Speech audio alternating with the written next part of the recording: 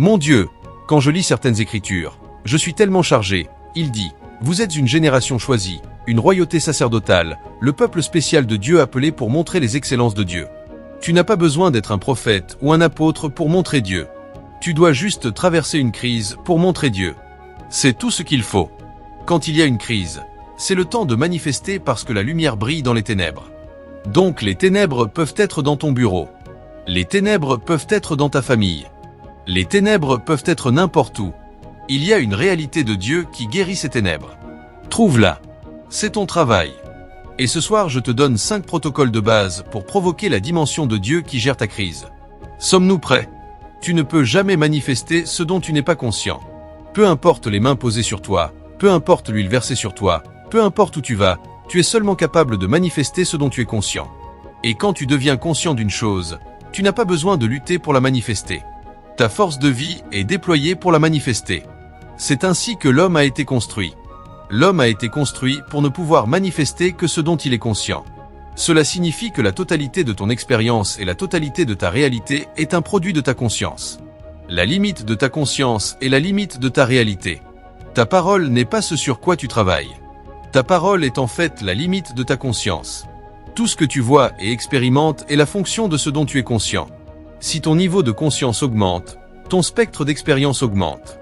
Si ton niveau de conscience diminue, la qualité de ta vie et aussi la limite de tes expériences diminue, et donc c'est le devoir de l'homme qui veut manifester une dimension de commencer à construire la conscience dans ce domaine. Tu sais, en tant que ministre de Dieu, nous traversons beaucoup de choses. En fait, nous vivons notre pertinence est liée à répondre à Dieu et à répondre aux besoins des gens. En tant que ministre, tu n'es pas pertinent sauf si tu es capable de répondre aux besoins de Dieu et aux besoins de l'humanité. C'est pourquoi tu vois beaucoup de personnes lutter dans la vie et le ministère parce qu'elles ne savent pas. Elles pensent que la pertinence dans le ministère est la connexion humaine. Tu peux être connecté au plus grand ministre sur Terre aujourd'hui si tu n'as pas de valeur à offrir. Cette position qu'il te place deviendra ton opprobre. Les positions ne font pas les gens. Ce qu'ils portent est ce qui les fait. Et ce qu'ils portent est ce que Dieu met en eux à cause de leur connexion à Dieu. Donc la façon dont tu construis la valeur est en construisant la conscience. Améliore la qualité de ta conscience parce que la qualité de ta conscience deviendra la qualité de ta vie. Il y a beaucoup de personnes aujourd'hui dont la conscience est mauvaise et mauvaise continuellement. Même Dieu ne peut pas les aider. Le premier monde a été détruit à cause des imaginations de l'homme. Le premier monde n'a pas été détruit parce que Dieu n'était pas puissant. La Bible a dit dans Genèse 6 à partir du verset 5, il a dit l'imagination dans le cœur de l'homme est continuellement mauvaise. Et donc parce que Dieu a vu que sa conscience était complètement et continuellement mauvaise, c'était un gaspillage pour Dieu d'essayer de réparer ce monde. Dieu a dû le détruire. La conscience de l'homme est tellement puissante. Et donc ce que tu manifestes est ta conscience. Et la façon de construire la conscience est de se tourner vers le Seigneur.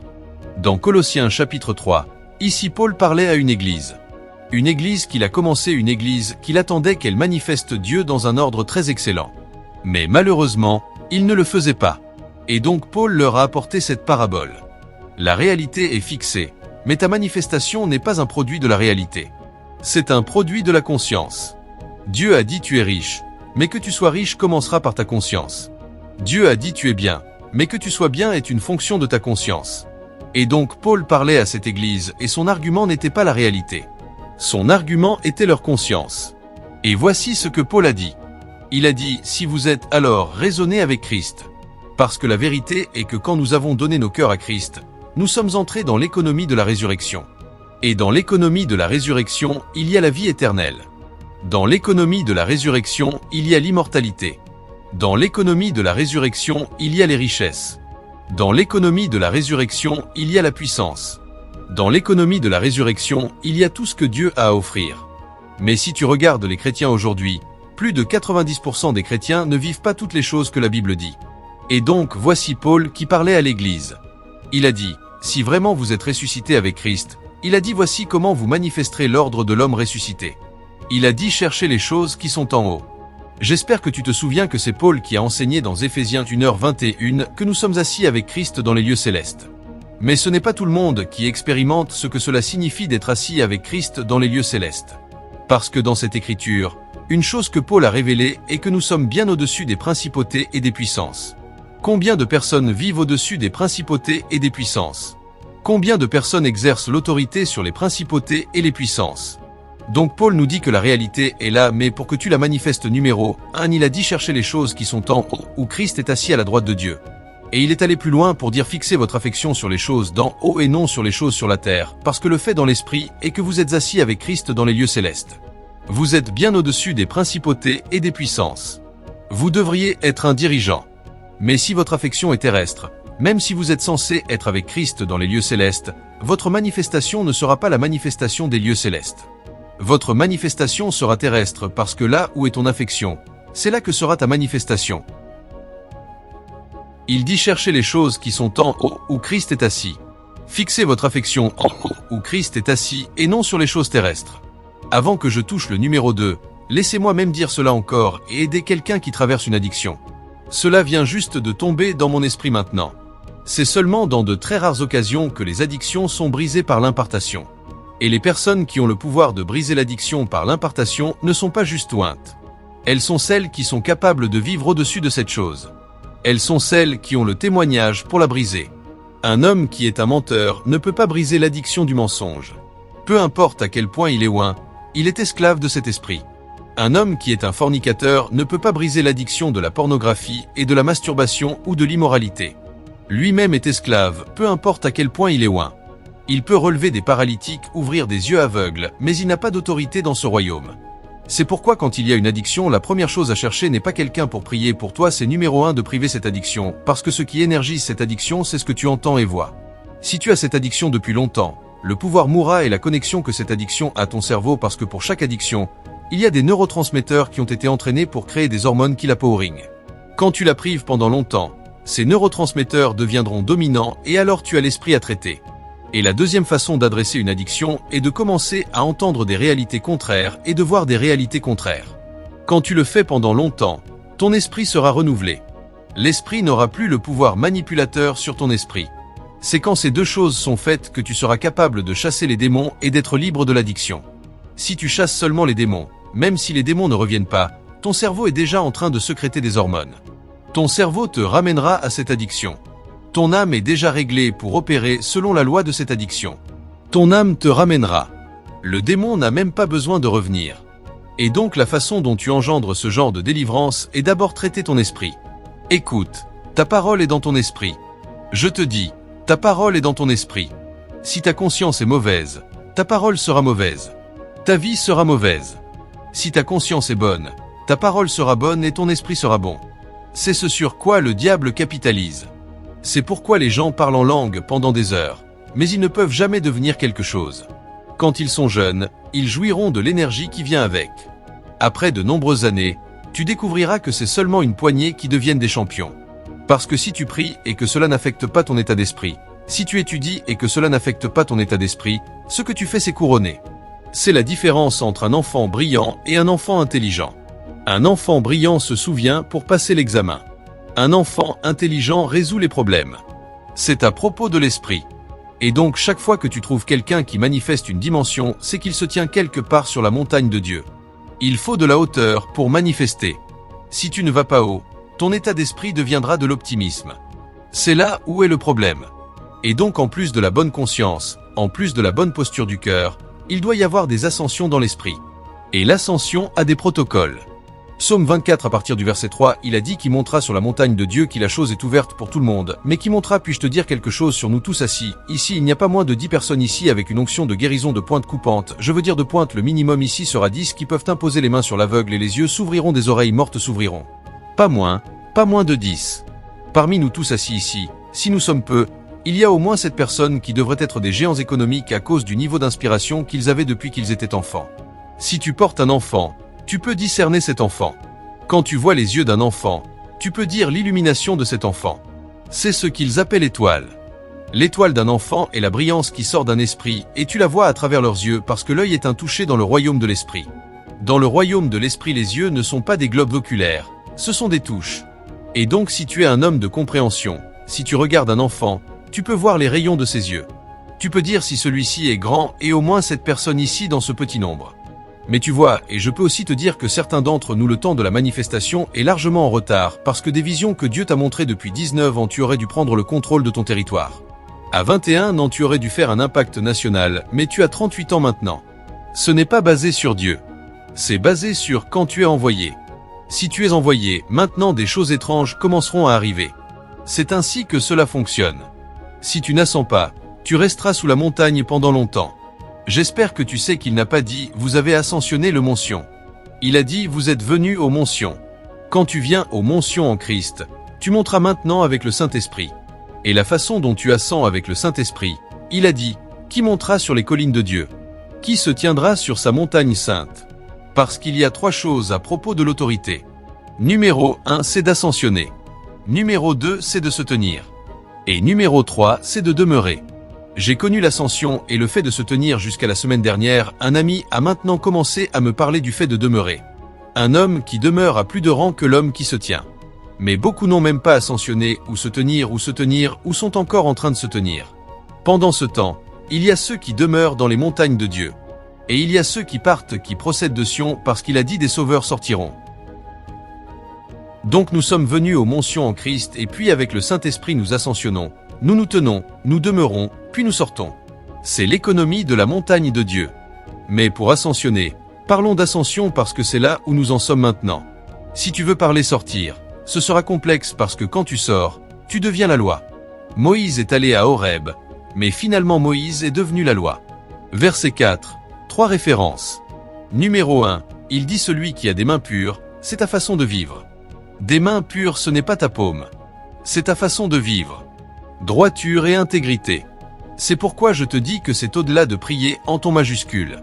Si tu pries en ton majuscule et que tu es un voleur, tu ne peux pas te tenir sur le mont Sion. L'ascension te sondera parce que c'est un lieu d'autorité. Tu prends des pots de vin, Dieu te pardonne, mais tu ne peux jamais exercer l'autorité. Et donc il faut l'intégrité et la droiture pour ascensionner Sion. Ta vie et la qualité de ta vie est à la merci de ton action. Et donc cette vision que tu procrastines en espérant qu'un jour ça ira mieux. Il n'y a pas de jour comme ça. Ceux qui comprennent les voies de Dieu ont étudié les royaumes. Ils savent que le seul jour qui attend les hommes, ce sont des jours mauvais. Mais quand tu te lèves, le jour mauvais devient le jour de manifestation. Les actions, cela change tout. J'ai beaucoup d'écritures, mais je ne peux pas les lire. 3 étapes que tu dois prendre quand tu prends des actions pour que Dieu reconnaisse. Numéro 1, parle-le. C'est là que les actions commencent. La première façon de changer ta destinée est par tes paroles. Et donc quand tu trouves des vainqueurs, ils sont des vainqueurs principalement à cause de ce qu'ils disent. Ne laisse personne te faire parler de toi-même vers le bas, parler de toi-même hors, ou parler de ta voix dans la mort. Plutôt, s'ils disent ce qui n'est pas cohérent avec ta vie, ne te tais pas. Si tu te tais pendant que ta destinée est décidée, tu es fini. S'ils disent ce qui n'est pas cohérent avec ton rouleau, attrape-le, jette-le. Pas moi. Non. Quelqu'un te dit tu mourras. Tu dis, non, nous ne mourrons pas. Nous vivons pour proclamer la bonté du Seigneur dans le pays des vivants. Et nous ne vivons pas juste, nous régnons dans la vie. Nous régnons. Parce qu'il y a une différence entre vivre et régner. Il a dit, ceux qui reçoivent l'abondance de la grâce et du don de la justice régneront dans la vie. Et donc si tu me dis quelque chose ira mal avec moi, tu plaisantes. Je te dis, non, je règne. Je règne. Je règne. C'est tout ce que je sais. Je le dis jusqu'à ce que je le parie. Tu es un être spirituel. Et parce que tu es un être spirituel, tes guerres ne sont pas seulement pour la communication. La première fois que les guerres ont été utilisées, elles n'étaient pas pour la communication. Elles étaient pour la création. Ta manifestation est à la merci de tes paroles. C'est pourquoi tu dois rééduquer ta langue. Il y a certaines personnes qui parlent inconsciemment mal. Tu dois aller t'asseoir et rééduquer ta langue. Et il y a 2 façons de le faire. Soit tu écris ce que tu veux dire et commences à le dire, soit tu écoutes ceux qui parlent correctement et tu les écoutes pendant longtemps. Toi aussi tu commenceras à parler correctement. Parfois je me réveille le matin et je me dis le monde n'a rien vu. Je suis une lumière glorieuse. Je brille. Je surmonte. Je prends le contrôle. Je vois juste ça ressemble à ce que je me motive.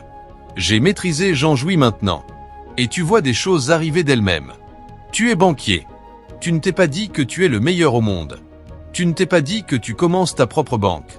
Tu ne sais pas comment ces choses fonctionnent. Tu es un produit de toutes tes paroles. Ta vie reflète tout ce que tu as dit. Si tu veux savoir ce que tu as dit, ne va pas écouter ce que tu as dit dans le passé. Vérifie ta vie. Ta vie est une agrégation de tout ce que tu as dit. Tu es la preuve de tes paroles. Et puis la deuxième façon de prendre action est de programmer ton résultat. Et dans l'écriture, il n'y a pas trop de façons de programmer. L'une des façons les plus puissantes de programmer est par la prière. Dans un roi 17h, une Élie se tint devant le roi, et dit devant le Dieu devant qui je me tiens, il n'y aura pas de pluie ni de rosée. Si tu ne connaissais pas l'organique, tu penserais mon Dieu Élie est puissant. Il a parlé, et les choses arrivent. Non, ça ne se passe pas comme ça. Dans Jacques 5h16, la Bible nous a dit ce qu'Élie a fait après avoir parlé. Il a dit, il a prié avec ferveur afin qu'il ne pleuve pas, et il n'a pas plu. Donc après qu'Élie ait parlé, Élie est retourné et a écrit le programme. Et la façon d'écrire le programme est par la prière. Tu le conditionnes. Et quand Élie a fini dans un roi 18 versets 41 à 44, vois ce qu'Élie a fait. C'est l'intelligence spirituelle.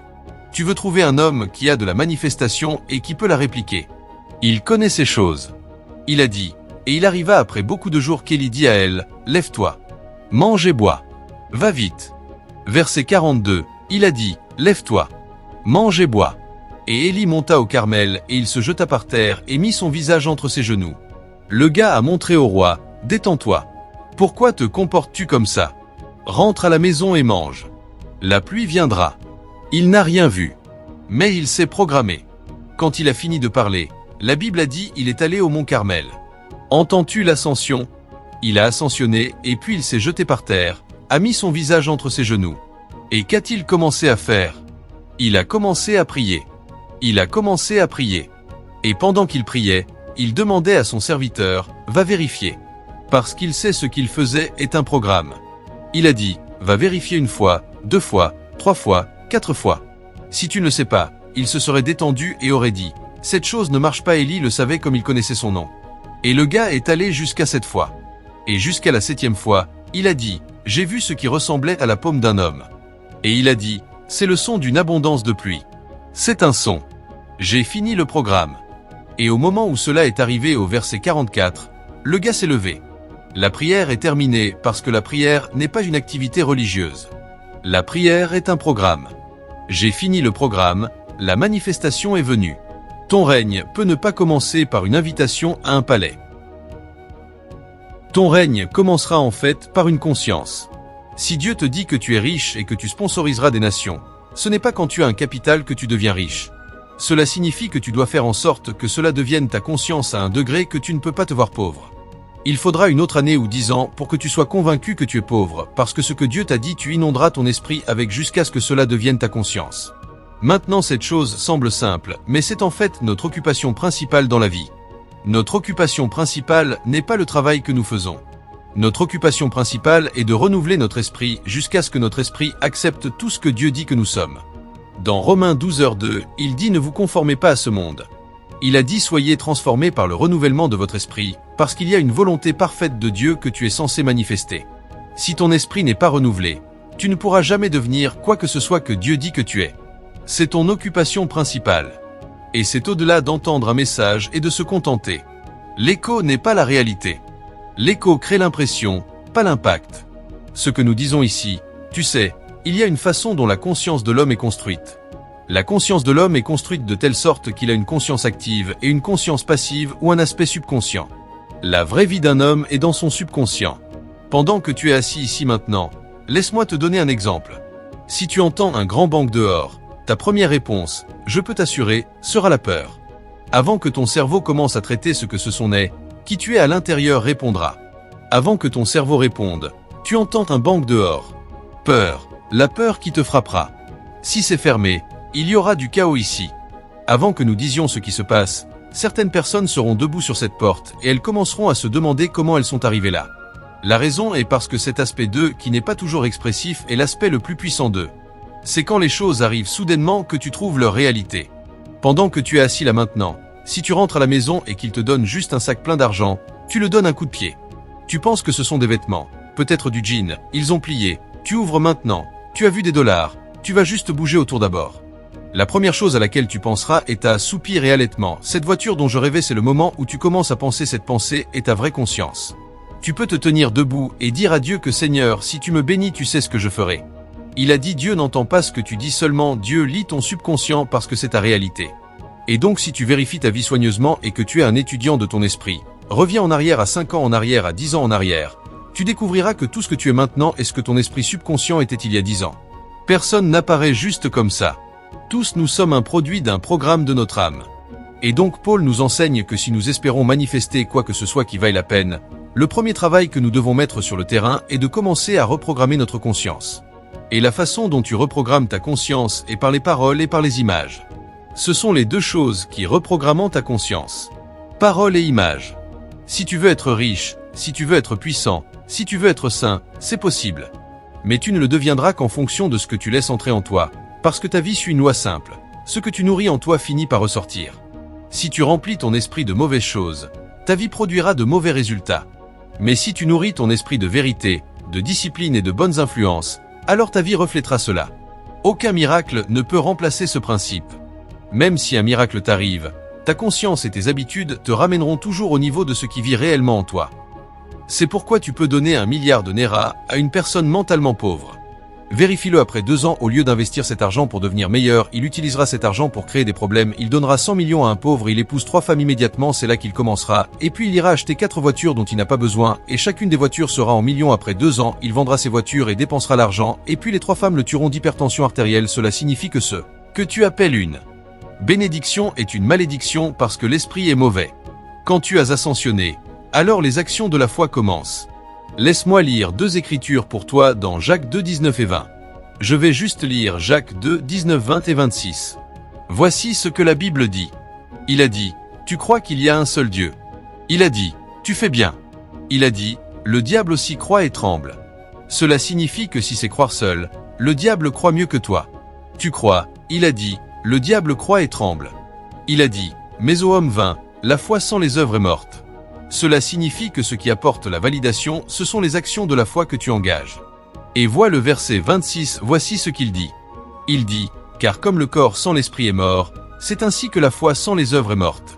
Et donc si tu veux voir une manifestation, tu dois prendre action. Seuls ceux qui prennent action voient. Si tu attends de voir avant de prendre action, tu ne verras rien toute ta vie. Mais si tu veux voir, commence à prendre action et tu verras ce que Dieu fera en toi et à travers ta vie. Parfois cela peut être contre des situations contraires, et parfois cela peut être une condition agréable. Quelle que soit celle dans laquelle tu te trouves, prends action d'abord avant que le doigt de Dieu ne se manifeste. Le doigt de Dieu attend ton action dessus. Si tu ne prends pas ces étapes, Dieu ne se montrera jamais. Entends les histoires, récite-les, prêche-les, tu ne verras pas le résultat. Jusqu'à ce que tu sois capable de marcher sur l'eau, tu ne peux pas voir la gloire de marcher sur l'eau. Je voulais lire une écriture pour toi, mais je n'ai pas le temps. Tu sais, dans 2 Rois chapitre 7, il y avait une famine dans le pays, et Dieu avait parlé par son prophète que d'ici demain une mesure de balles sera vendue pour un cycle. Un miracle était déjà suspendu dans l'esprit, mais il ne pouvait pas se manifester. Dieu attendait ceux qui agiraient, et dans toute la ville personne n'a agi. 4 lépreux sont ceux qui ont agi. 4 lépreux. Cela signifie que c'est celui qui prend l'action qui commande le résultat. Celui qui prend l'action qui commande le résultat. Et si personne ne prend l'action, la prophétie peut rester suspendue pour une autre génération. Et le gars s'est levé au verset 3 et a dit, « Pourquoi restons-nous ici jusqu'à ce que nous mourions ?» Et ils sont sortis. Pendant qu'ils commençaient à aller, les miracles ont commencé. Avant qu'ils n'approchent le camp, les gens dans le camp ont commencé à entendre des sons de chars. Aucun char ne venait de nulle part. Tu ne sais pas combien ils appellent, cela signifie que ce qui reste leur appartient. Tu veux une vie qui sera admirée. Tu veux une vie glorieuse. Tu dois commencer à prendre des actions. Si les gens continuent à prendre des actions pour toi, prépare-toi à vivre au niveau des miettes et des restes. Et imagine que certains restes viennent de lépreux qui ont été assez audacieux pour prendre action. Cela signifie que même le roi dans cette ville mangeait des restes d'un lépreux. À ce moment, son règne est devenu un titre. Le gars qui a pris action est un vrai roi. C'est ainsi que cette vie fonctionne. Beaucoup ne prennent pas action. Ils ont les meilleures visions dans leur tête. Ils ont les meilleures innovations dans leur tête. Mais cela reste dans leur tête. Ils ont toutes les solutions du monde dans leur tête. Ils ne prennent jamais action. Ils ont peur. La loi de la foi est pourquoi restons-nous ici jusqu'à ce que nous mourions. Cela signifie que si tu ne bouges pas, tu mourras en fait. Tu sais, dans l'ère des guerres de souveraineté, les rois savaient comment gagner. Ils parlent. Si tu ne peux pas parler, tu es fini. Dans cette vie, si tu ne peux pas parler, tu es fini. Ces jours où les rois voulaient aller à la guerre, l'armée se rassemblait et puis ils amenaient les orateurs. Si les orateurs parlent, toute ton adrénaline montera et tu verras des gens se battre jusqu'à la mort. Donc les victoires et les conquêtes sont en fait un produit des bonnes paroles. C'est ce que la Bible signifie quand il appelle guerre en saison. Être capable d'énoncer la bonne parole au bon moment est un don. Et les hommes qui prennent des actions qui produisent des résultats, une chose qu'ils savent faire et savoir faire très bien est de parler correctement. Ils disent la bonne chose au bon moment, au bon endroit. Si tu peux avoir cela, même la parole peut être donnée. La vie est vécue délibérément. Rien n'arrive à ceux qui créent le changement. Ils le font arriver. Et la façon de le faire arriver est d'abord de le parler et puis de le programmer. Si tu es une prêtrise choisie, c'est une sentence. Tu ne peux pas le nier parce que tout ton résultat tu le crées sur l'autel. Tu penses que les politiciens qui viennent se vanter ne sont pas spirituellement intelligents. Ils sont hautement intelligents. Quand ils ont fini de parler dans la nuit, ils portent une chèvre quelque part en l'attachant sur un emballage. Ils le programment parce que le monde sera vide s'il n'est pas programmé. Quand ils finissent cette assignation, si tu veux, fais un rallye. Ils savent ce qu'ils ont fait. Ils savent la puissance de ce qu'ils ont fait. Seuls les croyants manquent d'intelligence spirituelle. Ne parle pas et dors. Parle et prie.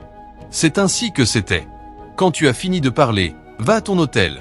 Prie jusqu'à ce que le corps se lève. À ce moment, la réponse est venue.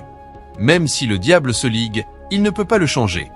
Et la personne qui te parle n'est pas en train de te donner des conférences. J'ai été dans des situations terribles. Situations terribles. Je sais comment programmer ma sortie de la dette. Je sais comment programmer ma sortie de l'échec. Je sais comment programmer ma sortie de l'opprobre et de la frustration. C'est sur l'autel. Si tu creuses profondément, tu trouveras le sentier que nul oiseau de proie ne connaît. Le sentier que les yeux vertueux n'ont pas vu est un sentier sur l'autel. Et seuls ceux qui voyagent par l'esprit le trouveront. Quand tu le trouves, tu deviens aussi ancien que celui qui parle ta destinée. Et puis quand tu as fini de programmer, alors tu fais. Tu le fais. C'est pourquoi je dis la foi sans les œuvres est morte. Tu te lèves. Tu dis tu possèdes le plus grand investissement immobilier en Afrique. Tu as bien parlé. Maintenant que tu as bien parlé, va le créer en prière. Quand tu as fini de le créer, pendant que l'argent commence à venir, commence à acheter des terres. Ces trois choses doivent arriver. Tu dois le créer. Tu dois le programmer. Et tu dois commencer à prendre action. Au moment où Dieu voit que le cycle a été complété avec l'action. Alors Dieu relâche son esprit. C'est là que cela commencera à grandir au-delà de ta compréhension. Beaucoup de personnes ne voient pas de manifestation parce qu'elles ne connaissent pas le protocole. Cela commence par la conscience. Cela va dans la posture du cœur. Cela bouge dans l'ascension et puis cela bouge dans les actions de la foi. Quand tu perfectionnes les actions de la foi, alors le dernier protocole qui est le numéro 5 est de glorifier Dieu. Parce qu'à la fin de la journée, ce n'est pas à propos de ce que tu as fait.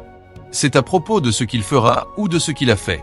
S'il n'a rien fait et s'il ne fera rien, tout ce que tu as fait ne comptera pour rien. Et donc dans Jérémie 30, 19 écoute ce que la Bible dit. Il dit d'eux sortira l'action de grâce et la voix de ceux qui se réjouissent et je les multiplierai et ils ne seront pas peu. Donc pendant que tu rends grâce Dieu est celui qui apporte l'effet multiplicateur. Je les multiplierai. Ils ne seront pas peu. Je les glorifierai. Ils ne seront pas petits. C'est là où la manifestation culmine. Quand l'action de grâce, la louange et la glorification montent, la multiplication commence.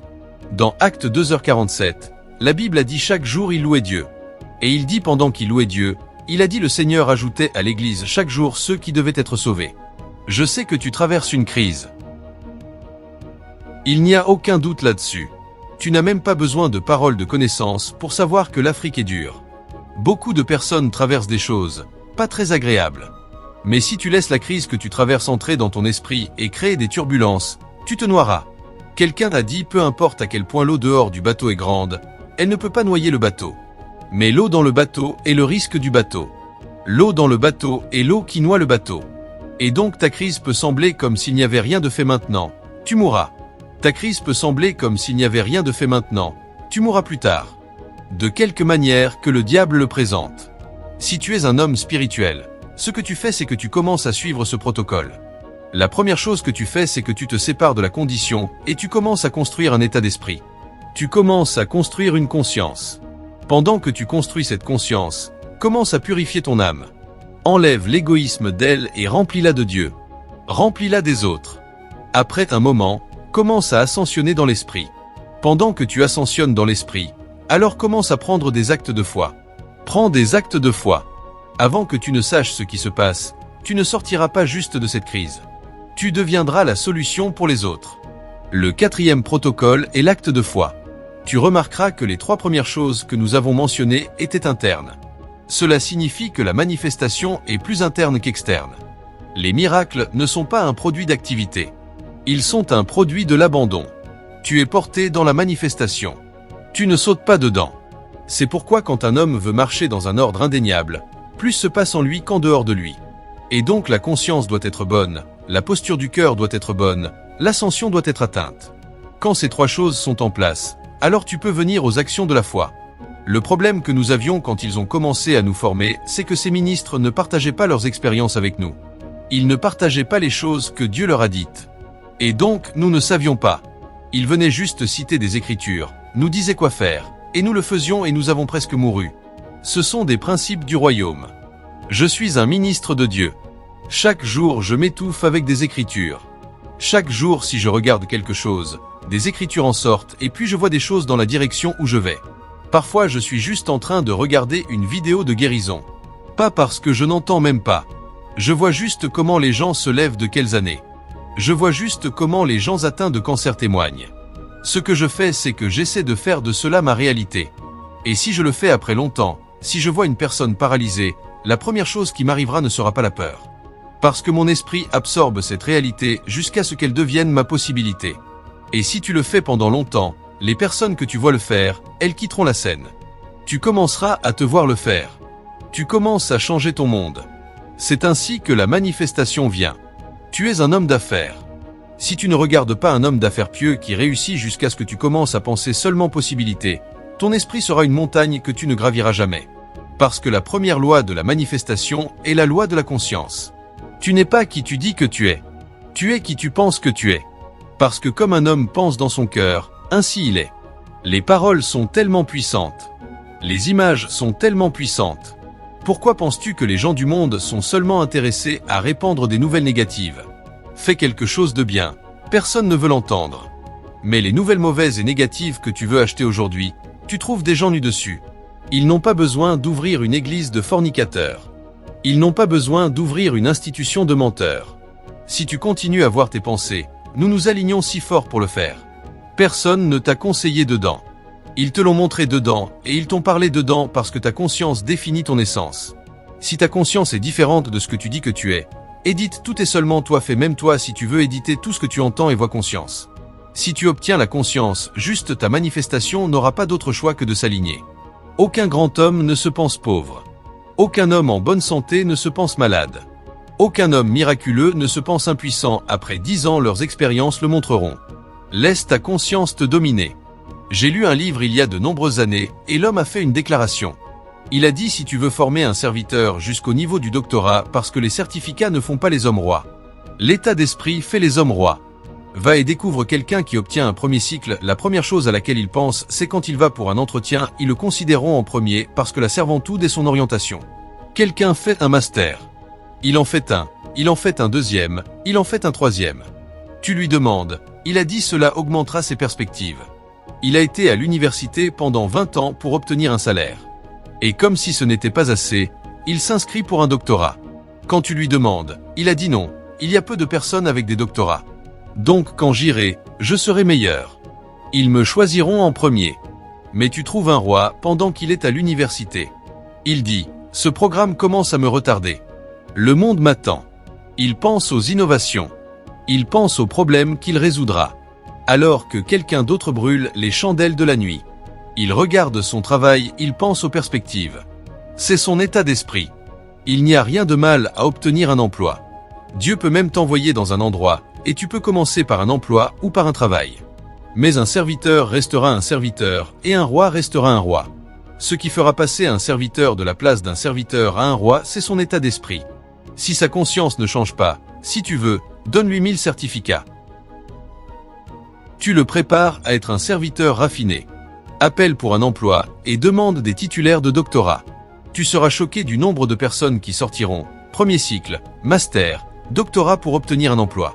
Et il y en a la plupart qui sont encore bloqués. Et quand tu leur demandes, ils ont dit qu'ils ont fait leur doctorat il y a 7 ans. Tu n'as pas obtenu d'emploi en 7 ans. Donc qu'est-ce que tu as fait pendant 7 ans? Il a été en train de chercher. Aucun problème résolu, aucun défi pris parce que l'état d'esprit est l'état d'esprit d'un serviteur. Et donc quand Dieu veut que tu entres dans le royaume de la manifestation, la première chose qu'il fera c'est qu'ils te reprogrammeront. Parce que quand ils te reprogrammant, tu commences à penser différemment et les manifestations qui suivront seront dans l'ordre de ton programmation. C'est ainsi que ce royaume fonctionne et c'est ainsi que l'homme a été construit. Numéro 2. Si Dieu veut oindre avec l'huile de guérison, ce que Dieu vérifiera c'est si tu es intéressé à voir les malades guéris. Si tu n'es pas intéressé à voir les malades guéris, cette onction ne viendra peut-être jamais sur ta vie. Si Dieu veut t'autonomiser avec les finances, il sait que tu as besoin et il veut t'aider, te bénir afin que tes besoins soient satisfaits. Mais ce que Dieu veut faire est grand. Tes besoins sont trop petits pour être la raison. Si ce sont tes besoins seuls, n'importe qui autour Dieu peut bouger n'importe qui autour pour l'adresser. Mais si c'est quelque chose qui peut affecter ta parole, cela doit être plus grand que tes besoins. Si nous ne parlons pas, cela signifie que nous ne croyons pas. Mais au moment où nous croyons, nous commençons à parler. Tu ne peux pas voir une parole que tu n'as pas parlée. Sinon tu vivras dans celle que quelqu'un t'a parlé dedans. Et donc si tu ne veux pas vivre dans la réalité que quelqu'un d'autre a créée, tu dois créer la tienne avec des paroles. Crée-la. Écoute, fais du parler une façon de vie. La raison pour laquelle les gens ne vont nulle part et n'ont aucune manifestation digne, c'est parce que la plupart du temps les choses qu'ils disent même sont les sujets que les autres soulèvent pour eux. Quand tu devrais parler ton chemin en avant et vers le haut, ils amènent la matière de quelqu'un à toi et tu t'assois dessus et tu parles pendant 3 heures et tu penses que tu fais des progrès. Après 10 ans, toi et la personne qui parle de cette personne, vous parlerez encore parce que cela signifie que cette personne est celle qui crée les nouvelles pour toi. Quand tu trouves des grandes personnes, elles ont des sessions de parler de la façon dont elles ont des sessions de penser. Certaines personnes s'enfermeront dans la chambre, se tiendront devant le miroir, PDG, et se diront qu'ils peuvent le faire. Ils l'ont fait avant, ils le feront encore. Et s'ils ne le font pas, personne d'autre ne le fera. Et ils le feront afin que les vies des autres soient meilleures. C'est parce qu'ils le font que c'est pourquoi le monde est un meilleur endroit, et ils se parleront à eux-mêmes jusqu'à ce que l'onction se lève. Parfois tu as besoin d'aller t'enfermer dans la chambre, et te dire je suis la tête, et la tête seulement, tout ce que je fais prospère, je ne sais pas comment échouer. Ce que tu fais c'est que tu ne te motives pas toi-même, tu rééduques ton esprit, tu reprogrammes ton âme, parce que ce que tu dis c'est ce que tu deviens. Dis garde-moi en souvenir de ma parole. Selon ta parole, tu seras justifié. Cela signifie que ta justification est à la merci de tes paroles. Ésaïe 44, 26. Et dans Ésaïe 44, 36, il a dit, « Moi l'Éternel, je confirme les paroles de mes serviteurs. J'exécute les conseils de mes messagers. » Dieu dit tu dois lui rappeler ce qu'il fera pour toi. Et Dieu dit qu'il honorera ce que tu dis. Et tu es là à dire ça ne marche pas. Je suis un échec. Oh mon Dieu! Est-ce ainsi que nous finissons? Eh bien, tu es sur le point de finir parce que tu écris le script de ta manifestation. Mais il y en a certains d'entre nous qui marchent dans la vie de gloire, dans l'expérience glorieuse, parce que nous le savons, nous le pensons et nous le parlons. Tu ne m'attraperas jamais. L'autre jour, je me suis levé dans ma chambre et je marchais comme ça. Et ma femme est apparue et a commencé à rire. Elle voulait me donner une tasse d'eau et je me tenais comme ça. Quand elle a servi l'eau, je l'ai prise et j'ai bu. Elle a dit, « Qu'est-ce que tu fais ?» J'ai dit, « Je suis un roi. » Je répète ma vie. Je suis un roi. Je suis un roi. Je le parle jusqu'à ce que cela doive devenir. Vois, même quand tu es décontracté, sois royalement décontracté. Sois royalement quoi? Décontracté. Ne jette pas ta vie. Vois, sois prudent. Il dit vie et mort. Vois, quand l'esprit parle, faites attention. Il dit vie et mort est dans le pouvoir de la langue. Il n'a pas dit c'est dans la langue. Le pouvoir de la langue, c'est ce que la langue dit. Vie et mort est dans tes paroles. Si tu parles mal, tu vois mal. Parle bien, tu parles bien, tu vois bien. Parle gloire, tu vois gloire. C'est ainsi que ce royaume fonctionne. Quand nous venons pour un service de puissance, comment allons-nous dans la puissance? N'est-ce pas par le parler? Tu viens pour le service. Tout service où je veux opérer dans la puissance, je commence de façon décontractée et je parle toute la congrégation dans un royaume de puissance et la puissance de Dieu bouge. Certaines personnes sont terrassées, certaines personnes ont des visions. Comment ai-je créé cela? Je l'ai créé en parlant. Et si je peux parler à 100 personnes dans une atmosphère de puissance, est-ce ma propre destinée? Je ne parlerai pas dedans. Cela signifie que tu peux garder ton atmosphère chargée chaque jour.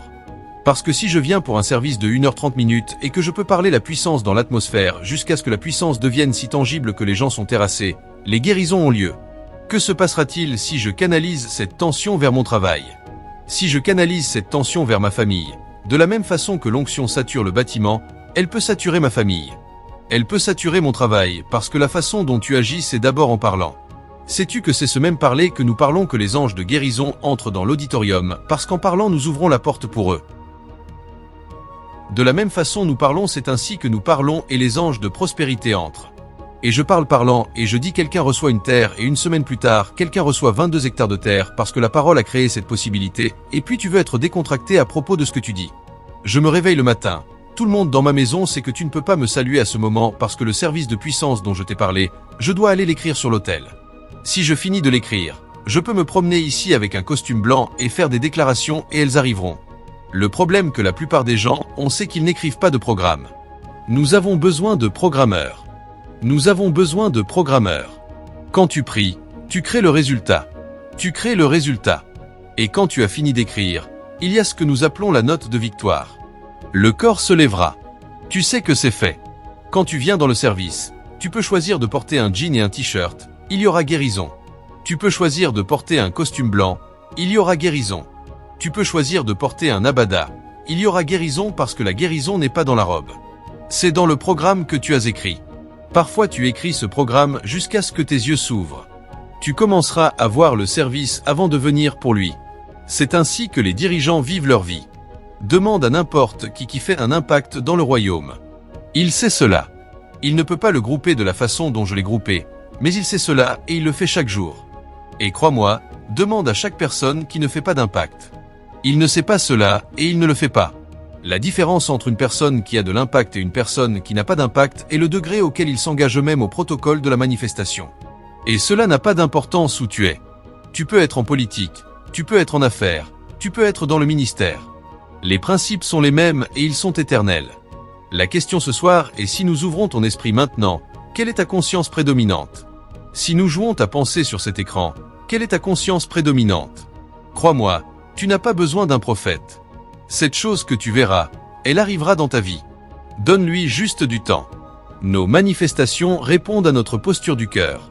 Au moins celle que Dieu énergise et approuve. Il y a beaucoup d'esprits qui font pour la manifestation. Même le diable donne des résultats aussi bien que Dieu. Dieu n'est pas la seule personne qui donne des résultats. Le diable donne aussi des résultats. Mais le genre de résultat que Dieu produit répond à une posture dure. Quand tu demandes à Dieu de t'autonomiser avec les finances, quand tu demandes à Dieu de t'autonomiser avec une onction, le problème n'est pas l'onction. Et quand Dieu veut te vérifier, l'un des paramètres que Dieu considérera, c'est pourquoi tu cherches le pouvoir financier. Pourquoi tu cherches cette onction? C'est ce que Dieu vérifie. Dans Jacques chapitre 4 versets 1 et 2, voici ce que Jacques enseignait au corps de Christ. Il a dit: d'où viennent les guerres et les combats parmi vous? Ne viennent-ils pas de la même de vos convoitises qui guerroient dans vos membres? Et il est allé plus loin. Il a dit: vous convoitez et vous n'avez pas. Vous tuez et désirez avoir et ne pouvez obtenir. Vous combattez et guerroyez, pourtant vous n'avez pas parce que vous ne demandez pas. Va au verset 3. Vous demandez et vous ne recevez pas parce que vous demandez et manquez afin que vous le consommiez sur vos convoitises. Et donc ce que l'autorité qui relâche la manifestation n'est pas basée juste sur le désir de demander. C'est ce qui powering la motivation, qui powering cette demande que l'Esprit de Dieu considère. 3 personnes peuvent aller à la montagne et prier, et demander à Dieu de les oindre avec la puissance pour guérir les malades. Quand Dieu vient, il viendra répondre à tous. Mais quand il veut leur répondre, ce qui déterminera qui quitte la montagne avec l'onction, ce n'est pas s'ils ont complété le jeûne ou s'ils ont complété la prière. Il y a beaucoup de facteurs. Ton désir est là. Tout cela. Mais l'une des choses qui ne peut pas être compromise, c'est pourquoi tu demandes. Et si Dieu les vérifie, celui qui demande pour le bénéfice de l'humanité et non pour lui-même est la première personne que Dieu répondra. Parfois, il ne priera même pas autant que les autres. Tu trouveras qui je prie afin que quand il descendra de la montagne, il prouvera un point à quelqu'un qui a insulté son ministère et dise: ton ministère n'ira pas loin, et il veut montrer à cette personne que dans cette vie je te montrerai quelque chose. Tu sais, la plupart du temps, ils enseignent dans cette église que Dieu te répondra afin que tes ennemis soient honteux. Cela dépend de l'ennemi. Demande aux gens qui est leur ennemi en premier. Si le diable est celui à qui tu fais référence, c'est bien. Mais certaines des personnes que tu appelles ennemis est une sœur dans la chorale. Certaines des personnes que tu appelles ennemis est un frère dans la bande de prière. Et donc ce genre d'ennemi, Dieu ne permettra pas que cet ennemi soit honteux. Parce que si cet ennemi est honteux, ton orgueil t'aurait asservi pour toujours et à jamais. Parce qu'il y a beaucoup de personnes qui supplient Dieu pour recevoir de Dieu afin de prouver un point. Il y a beaucoup de personnes qui demandent de l'argent à Dieu juste pour le gaspiller sur leur convoitise. J'ai souffert. Seigneur, pourquoi mes camarades font ce qu'ils font? Que ai-je fait? Eh bien, si c'est ton camarade auquel tu penses, il y en a certains dans la tombe maintenant. Pourquoi ne pas commencer de là? Seigneur, vois ce que mes camarades conduisent. Dieu n'est pas là pour prouver un point à tes camarades. Quand Dieu veut répondre à tes prières, il découvrira le motif parce que les choses divines sont trop précieuses pour être gaspillées. Il a dit ne donnez pas les choses saintes aux porcs. Il a dit ils les piétineront et se retourneront contre toi parce qu'ils ne les valorisent pas. Quelqu'un cherche une onction juste pour prouver un point à quelqu'un que lui aussi Dieu l'a appelé. Alors qu'il y a beaucoup de personnes qui meurent de maladie, il ne s'en soucie pas. L'onction pour lui est juste pour montrer, pour créer un spectacle, un cœur pur. C'est le cœur. Un cœur d'amour. Amour. C'est la nature de Dieu dont il parle ici. Un cœur tendre. Un cœur plein d'amour pour les frères. Plein d'amour les uns pour les autres. Parce que ce dont nous parlons ici, c'est Dieu qui te confie l'autorité. Et Dieu ne le fera pas si tu n'es pas quelqu'un qui aime les frères. Et donc une main pure, c'est une vie droite. Un cœur pur, c'est une posture d'amour. Amertume, médisance, malice. Tu veux ascensionner la montagne de Dieu. Pas moyen. Les anges te donneront un coup de coude. C'est l'affaire de la puissance dans le royaume. Et puis finalement, il a dit il n'a pas élevé son âme dans la vanité, l'orgueil. Il faut la brisure pour pouvoir recevoir le sceptre de Dieu et provoquer une manifestation. Il faut la brisure.